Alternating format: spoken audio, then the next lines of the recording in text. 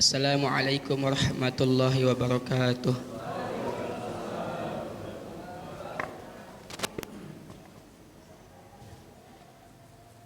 A'udzu billahi minasy syaithanir rajim. Bismillahirrahmanirrahim. Subhanalladzi asra bi'abdihi lailan minal masjidil haram ilal masjidil aqsa alladzi barakna hawlahu liyuriyahu min ayatina innahu huwas sami'ul basir. Wa atayna Musal kitaba wa ja'alnahu hudan li bani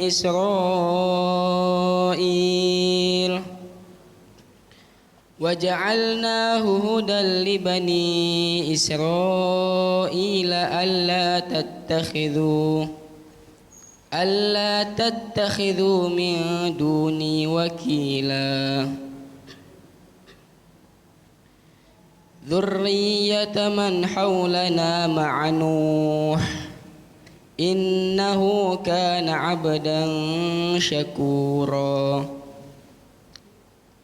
Wa qadayna ila bani Israila fil kitabi latufsidunna fil ardi marrataini wa la ta'lunna 'uluwan kabira. Fa idza jaa wa'du ulahuma ba'athna 'alaikum 'ibadan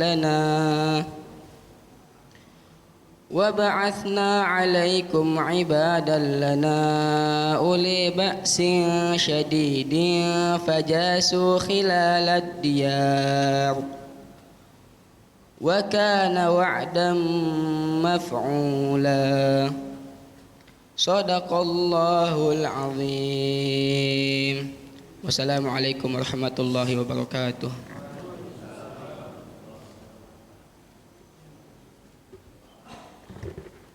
Selanjutnya ialah pemaparan program Ramadan Masjid As-Salam yang insya Allah akan dibawakan oleh Bapak Adrian. Kepada Bapak Adrian kami persilahkan.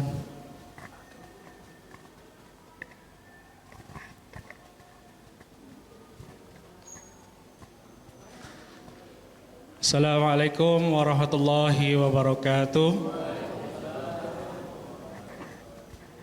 Alhamdulillahi rabbil alamin wa bihi nasta'in ala umuri dunya waddin wassalatu wassalamu ala asrafil anbiya'i wal mursalin wa ala alihi wa sahbihi ajma'in amma ba'du. Para jamaah Masjid As-Salam yang dirahmati Allah, alhamdulillah kita berkumpul di masjid ini setelah melaksanakan sholat isya berjamaah, dilanjut dengan zikir tahlil, dan kemudian memasuki rangkaian dari acara Isra wal Mi'raj dari Nabi Muhammad sallallahu alaihi wasallam. Pada malam kali ini sambil kita menunggu Habib yang masih dalam perjalanan, mau nggak mau nih saya mesti tampil memberikan pemaparan tentang program Ramadan yang insya Allah sebentar lagi akan kita hadapi.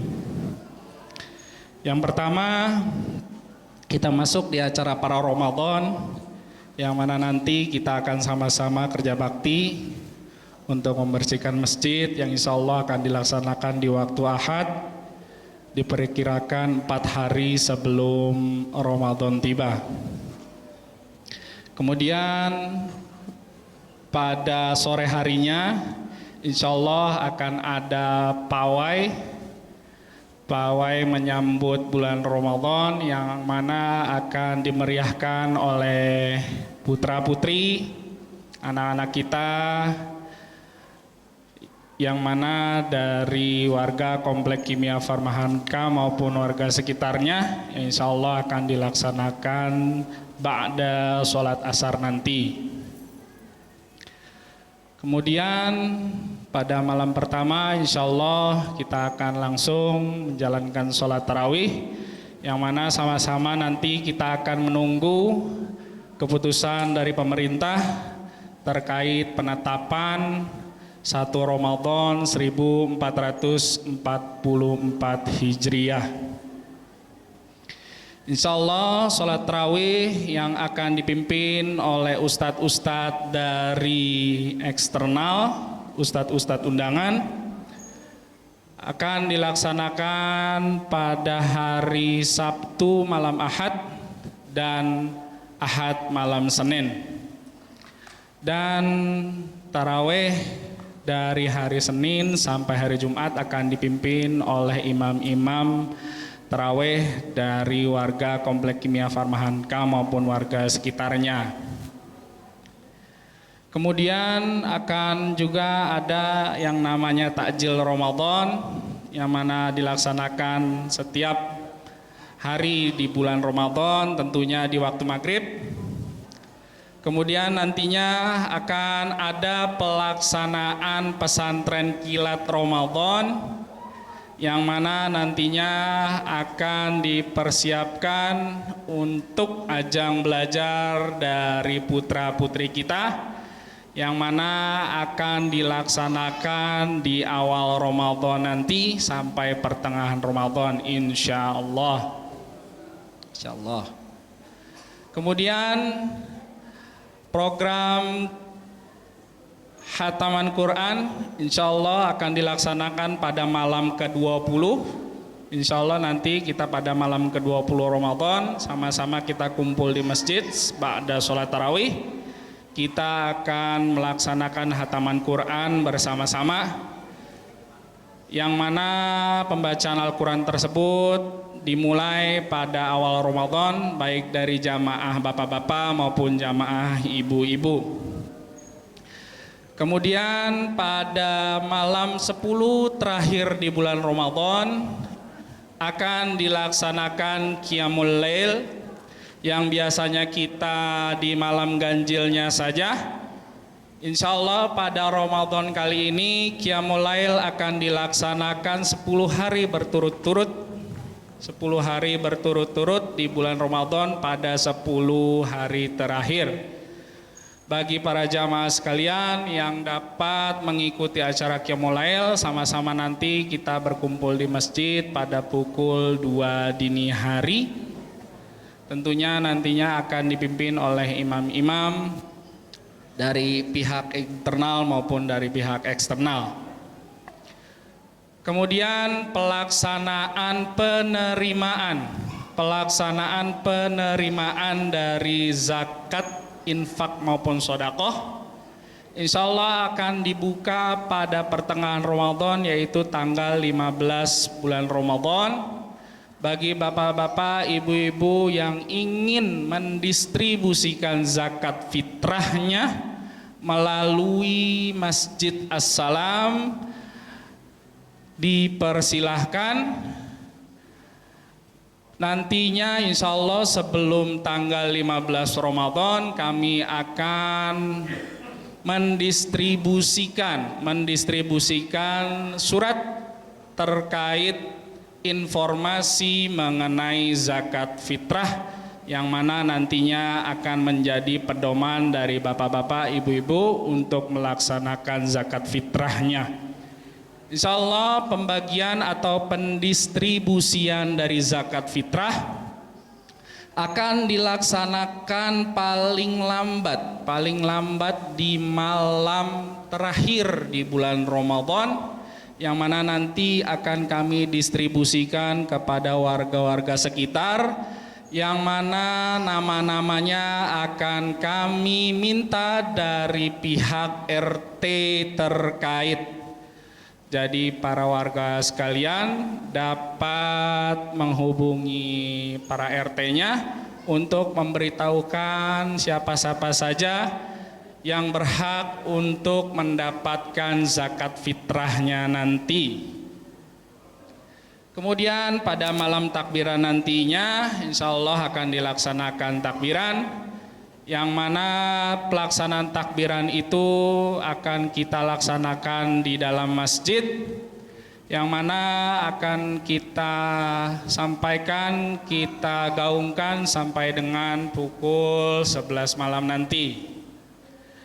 Kemudian pada pagi harinya insya Allah pada 1 Syawal akan dilaksanakan pelaksanaan sholat Idul Fitri, yang mana nanti akan kita mulai pada pukul 7 pagi. Jadi para jamaah sekalian jangan sampai ketelatan, jangan sampai bangunnya kesiangan. Pada pukul 7 pagi akan langsung dilaksanakan sholat Idul Fitri secara berjamaah, dan selanjutnya akan kita laksanakan salam-salaman antar warga untuk saling memaafkan. Demikian informasi dari kami. Mohon maaf jika ada kekurangan. Wabillahi taufik wal hidayah. Wassalamualaikum warahmatullahi wabarakatuh. Wabarakatuh. Alhamdulillah, segala puji bagi Allah yang telah memberikan nikmat kepada kita, nikmat Islam, nikmat iman, dan nikmat sehat walafiat, sehingga kita dapat berkumpul di Masjid As-Salam dalam acara Isra dan Mi'raj. Salawat dan salam kita curahkan kepada Nabi besar Muhammad sallallahu alaihi wasallam, yang kami hormati guru kita Habib Ahmad Mustaba bin Syahab, yang saya hormati bapak-bapak, ibu-ibu jamaah Masjid As-Salam. Saya mewakili pengurus Masjid As-Salam berterima kasih sebesar-besarnya atas kehadiran bapak-bapak, ibu-ibu, dan meminta maaf dalam penyajian apabila masih banyak kekurangan.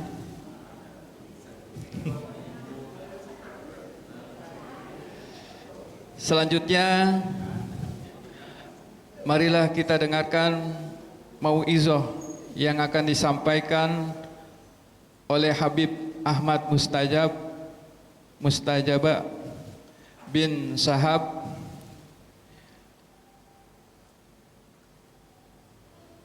Untuk itu saya akhiri sambutan saya. Wabillahi taufik wal hidayah. Wassalamualaikum warahmatullahi wabarakatuh.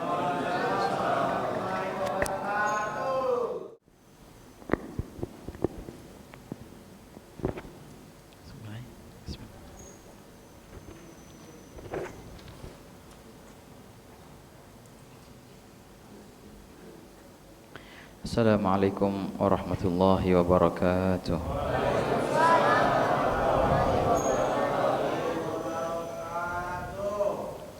Alhamdulillah rabbil alamin. Wa bihi nasta'inu ala umurid dunya waddin. Wassalatu wassalamu ala sayyidil mursalin habibi rabbil alamin sayyidina Muhammadin wa ala alihi wa sahbihi ajma'in. Subhanaka la ilma lana illa ma 'allamtana innaka antal alimul hakim wa tub 'alaina innaka antat tawwabur rahim. Allahumma ya fattah ya alim, ya fattah ya alim, ya fattah ya alim, iftah 'alaina fathan qariba ya arhamar rahimin. Allahumma la sahla illa ma ja'altahu sahla wa anta taj'alul hazana idza syi'ta sahla. Allahumma sahil lana hifdhul ulum wa hab lana wasi'atil fuhum bijahi nabiyyikal ma'sum sallallahu alaihi wasallam. اللهم إنا نسألك العلم اللدني والمشرب الصافي الهني وهاب يا غني ونعوذ بك اللهم من علم لا ينفع وقلب لا يخشع وعمل لا يرفع وعين لا تدمع ونفس لا تشبع ودعوة لا يستجاب لها برحمتك يا أرحم الراحمين يا أرحم الراحمين يا أرحم الراحمين.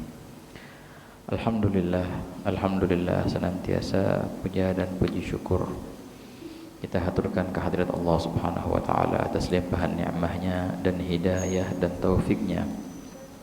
Dan alhamdulillah kita bersama pada malam yang penuh barakah ini, kita bersama berkumpul di rumahnya Allah Subhanahu wa taala, diundang oleh Allah taala untuk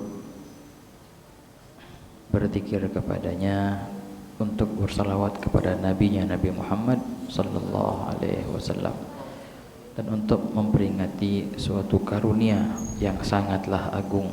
Bahkan dengan sepakat ulama dikatakan Isra Mi'raj adalah karunia terbesar yang pernah Allah Ta'ala berikan kepada Nabi Muhammad sallallahu alaihi wasallam semasa hidupnya. Kenapa demikian? Karena dalam Isra Mi'raj itu terjadi suatu anugerah yang dahulu para anbiya dan mursalin mendambakan anugerah itu, tapi tidak ada satupun dari kalangan mereka yang mendapatkan karunia itu. Itu adalah pertemuan dengan Allah Subhanahu wa taala, melihat Allah Subhanahu wa taala. Yang dahulu Nabi Musa alaihi salam pernah meminta kepada Allah untuk melihatnya. Qala rabbi arini anzur ilaik. Ya Allah, izinkan aku untuk melihatmu. Namun Allah Ta'ala menyatakan, lan tarani, kau tak akan mampu melihatku wahai Musa. Begitu. Padahal Nabi Musa alaihissalam sudah Allah Ta'ala suruh ia untuk mempersiapkan dirinya selama 40 hari dalam khalwatnya itu. Wa wa'adna Musa 30 lailatan wa atmamnaha bi'ashr fatamma miqatu rabbih 40 lailah. Nabi Musa alaihissalam khalwat beribadah selama 40 hari untuk meminta karunia itu. Namun tetap sama Allah Ta'ala enggak diizinkan karena Nabi Musa tidak akan mampu, dikatakan. Akhirnya Allah Ta'ala menyuruhnya untuk melihat gunung, dan Allah Ta'ala nampakkan pantulan cahayanya ke gunung itu. Apa yang terjadi? Akhirnya gunung itu pecah dan Nabi Musa pingsan.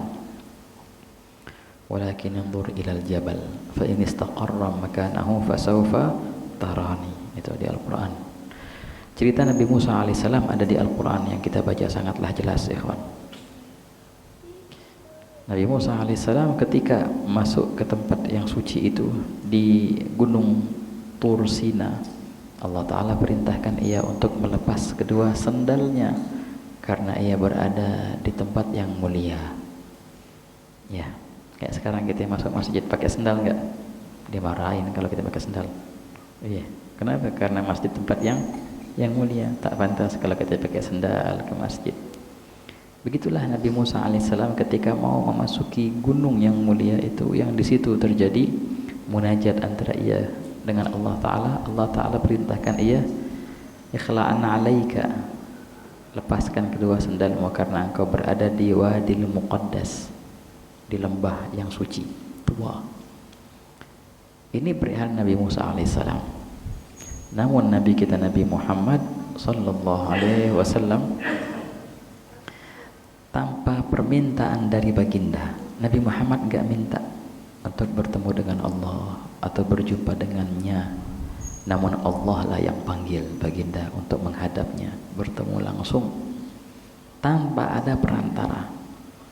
Kalau Nabi Musa alaihissalam mendapatkan pantulan dari cahaya Allah yang Allah pantulkan di gunung, tapi Nabi Muhammad SAW melihat Allah Ta'ala tanpa perantara apapun, langsung melihat dengan mata kepalanya.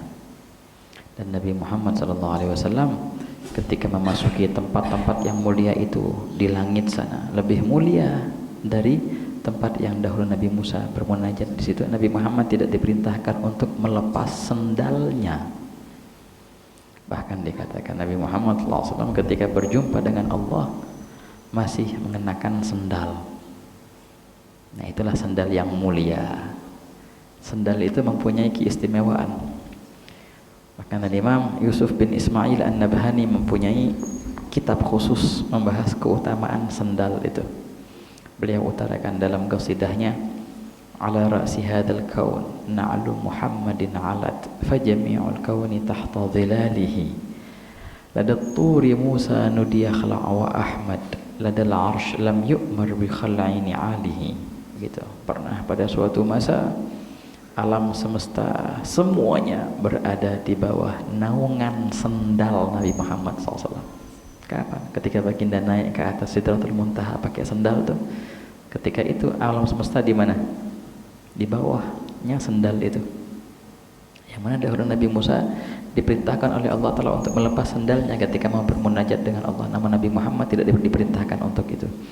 Dan bukan satu dua ulama, banyak ikhwan ulama yang membahas kitab, mengarang kitab khusus perihal sendal Nabi Muhammad SAW. Al-Imam Suyuti mempunyai, dan Imam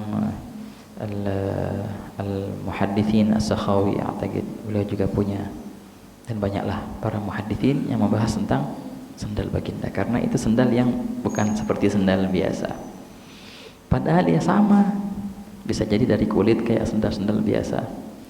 Apa gerangan yang membuat sendal itu mulia? Apa gerangan yang membuat sendal itu bisa naik ke langit yang tinggi-tinggi berjumpa dengan Allah Ta'ala? Jawabannya adalah karena sendal itu dipakai Nabi Muhammad SAW, mempunyai hubungan erat dengan Nabi Muhammad SAW, baru bisa naik ke atas, baru tembus ke cahaya-cahaya. Yang mana malaikat Jibril dalam cerita Isra Mi'raj kan, setelah melewati Sidratul Muntaha, malaikat Jibril stop dan gak bisa maju, dan beliau menyuruh Rasulullah untuk maju. Ya Rasulullah, di hadapanku ada cahaya yang bila mana kalau seandainya aku maju untuk menembus cahaya itu, maka aku akan terbakar. Tapi bila mana engkau yang maju, maka engkau akan menembus, kau tak akan terbakar, kau akan masuk ke dalam cahaya itu. Jadi malaikat Jibril nggak bisa masuk ke situ, sendal ini bisa ke situ. Kenapa? Karena berdampingan dengan Nabi, begitu. Ini sendal. Dan begitu pula perihal tanah, ya kawan. Ka'bah kan mulia ya, tanahnya Ka'bah mulia, tanahnya Mekah mulia, tanahnya Madinah mulia. Semua itu karena Nabi Muhammad SAW. Bahkan di sini ulama sepakat, Al-Imam Ibn Abdul Bar menyebutkan dalam kitabnya bahwasanya dengan sepakat ulama, tempat yang paling mulia di alam semesta di mana? Bukan cuma di bumi, di langit pun tempat ini mulia. Di mana? Apakah itu Ka'bah? Enggak, ada lagi tempat yang lebih mulia dari Ka'bah.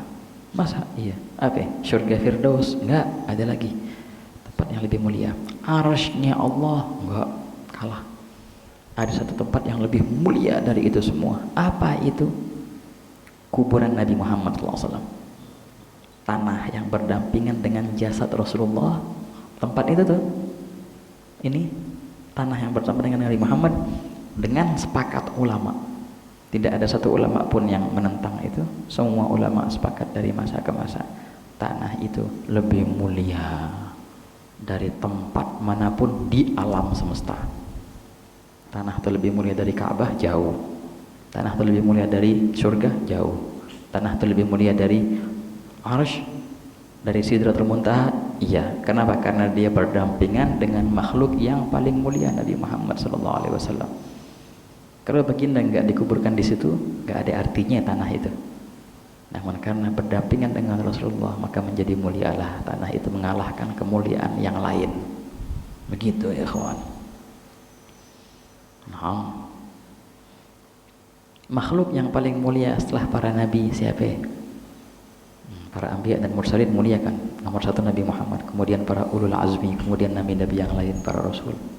Setelah mereka siapa? Sahabat-sahabat. Lebih mulia daripada aulia. Sahabat-sahabat itu yang paling mulia. Sahabat-sahabat adalah sahabat-sahabat Nabi Muhammad SAW.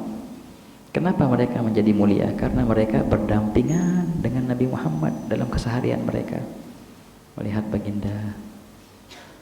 Dan waktu yang paling mulia, masa yang paling mulia adalah masa yang baginda hidup di situ. Dalam hadisnya baginda bersabda, khairul qurun qarni, faman ladina yalunahum, sebaik-baik masa adalah masaku, yang mana Allah sendiri menjadikan masa itu suatu bahan. Allah Ta'ala bersumpah dengannya, la'amruka innahum lafi sakratihim ya'mahun, demi umurmu, karena umurmu itu adalah masalah paling gemerlang di di masa hidup dunia, masa yang kau hidup di masa itu. Ini artinya apa? Semua ini mengantarkan kita bahwasanya yang namanya kemuliaan yang benar, yang namanya kemuliaan yang hakiki, yang namanya kemuliaan yang sejati adalah kemuliaan yang bermula, yang terpancar dan yang bermuara ke Nabi Muhammad SAW. Nah, carilah kemuliaan seperti itu. Kalau engkau mau menjadi mulia, cari jalan gimana caranya mempunyai hubungan dengan baginda. Jadilah engkau sandalnya Rasulullah, naik sana ke atas. Jadilah engkau bajunya Rasulullah, menjadi mulia. Apakah masih ada kesempatan untuk bisa mempunyai hubungan dengan Nabi? Pasti. Dan tidak akan tertutup kesempatan itu selagi engkau masih mempunyai nyawa di badanmu. Cari celah di mana kita bisa punya hubungan dengan Rasulullah. Begitu ya kawan. Kemuliaan hakiki adalah kemuliaan yang sejati, kemuliaan yang tidak akan hilang. Kemuliaan itu di akhirat nanti. Ada kemuliaan yang sifatnya sementara di dunia, di akhirat enggak mulia. Bahkan kemuliaan yang bersifat sementara di dunia itu jarang. Mulia sampai mati, ya paling mulia berapa tahun. Habis itu ada kalimat mantan, ya enggak? Ada enggak kemuliaan atau jabatan yang enggak ada mantannya? Sampai ente mati tetap ente menyanding kemuliaan itu. Ada. Pun seandainya engkau meninggal, seandainya engkau dibangkitkan nanti di padang mahsyar, seandainya engkau masuk surga, senantiasa engkau menyanding kemuliaan itu. Kemuliaan apa? Ya kemuliaan yang berhubungan dengan Nabi Muhammad SAW. Nah, carilah kemuliaan yang seperti itu, ikhwani. Allah Ta'ala mengabadikan ya momen Isra Mi'raj itu, Allah abadikan. Betul, ketika baginda berjumpa dengan Allah Ta'ala dalam perjumpaan yang sangatlah tinggi, yang sangatlah indah. Maka Allah Ta'ala mau mengabadikan perjumpaan ini. Allah Ta'ala mempersilahkan Nabi Muhammad untuk senantiasa bertemu dengannya, yang mana permulaan dari pertemuan itu dalam peristiwa Isra Mi'raj. Namun Allah Ta'ala kekalkan ini, dan Allah Ta'ala jadikan pertemuan ini Allah bukakan bukan hanya untuk Nabi Muhammad sahaja, untuk semua umat Nabi Muhammad SAW bisa bereuni bersama Nabi dalam perjumpaannya dengan Allah, bisa bernostalgia dengan Nabi Muhammad dalam perjumpaannya bersama Allah. Apa itu? Lah itu dia sholat. Makanya baginda membawakan perintah sholat kepada kita. Allah Ta'ala perintahkan sholat itu kapan? Ketika malam Isra Mi'raj, itu kan ya. Kalau ibadah-ibadah yang lain Allah Ta'ala jadikan perantara penyampaian perintah itu malaikat Jibril. Tapi masalah sholat enggak ada perantara antara Nabi Muhammad dengan Allah Ta'ala. Ya, begitu. Jadi hakikatnya sholat adalah nostalgia perjumpaan baginda dengan Allah Ta'ala, yang Allah bukakan bukan hanya untuk Rasulullah sahaja, untuk semua umatnya. Wahakala ikhwan. Dalam hadis Nabi Muhammad SAW bersabda, as-salatu mi'rajul mu'min. Salat itu adalah Isra Mi'rajnya mukmin. Jadi bisa nih kita Isra Mi'raj, dan memang hakikat Isra Mi'raj adalah perjumpaan dengan Allah Ta'ala. Ya, setiap engkau salat, apa yang kau buat? Berjumpa dengan Allah Ta'ala.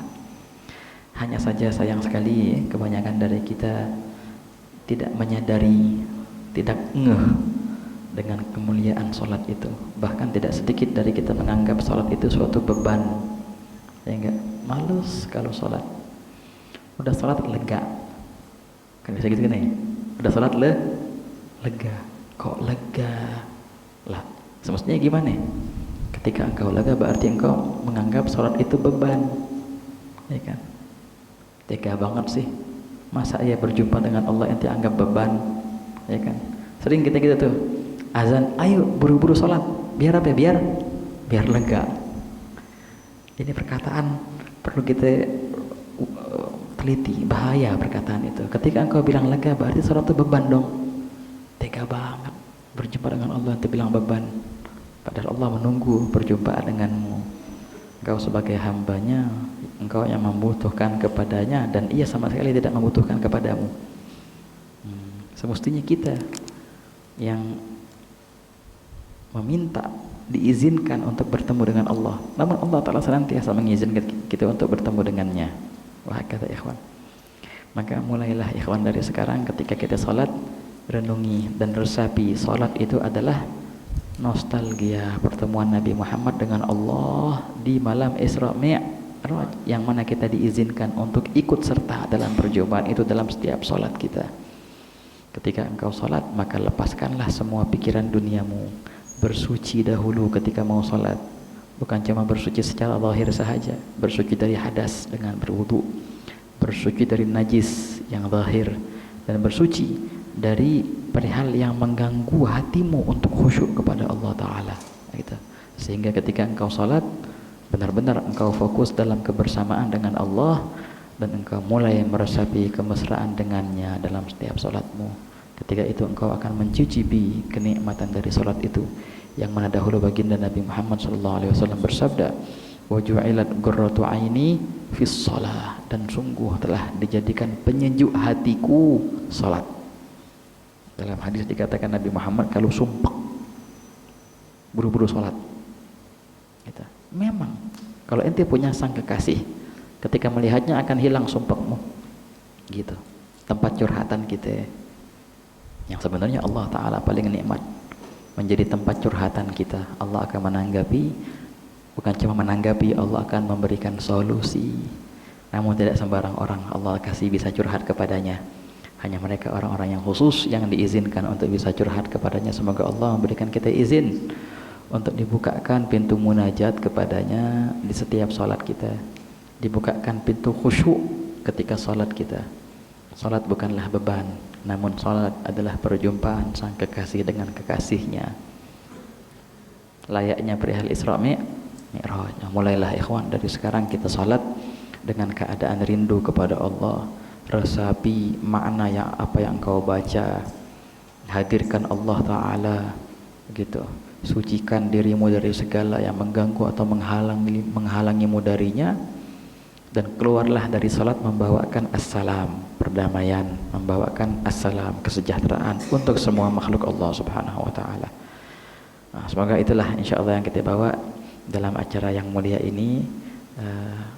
Nabi Muhammad bawa kita hadiah salat, maka kita semestinya meresapi makna hadiah yang luar biasa itu, karena itu adalah pintu kita bisa masuk dengan Nabi Muhammad dalam karunia Isra dan Mi'raj. Allahumma ya man wafaqa ahlil khair lil khair wa anahum alaih, wafiqna Allahumma lil khair wa a'inna alaih.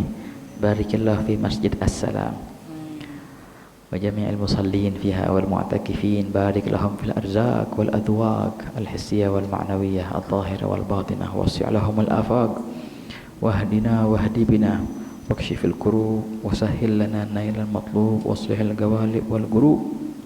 Ya Karim ya Wahhab ya Wadud, iftah lana al-bab wa'adhan bikashfil hijab wa'adhinna bid-dukhul fi dairat khawasil ahbab fi fasihir rihab ma'akum mal-ibadika salihin al-mugarrabin birahmatika ya arhamar rahimin. Rabbana atina fid dunya hasanah wa fil akhirati hasanah wa qina adzaban nar. Wa sallallahu ala sayyidina Muhammadin wa ala alihi wa sahbihi wa sallam walhamdulillahi rabbil alamin. Assalamualaikum warahmatullahi wabarakatuh.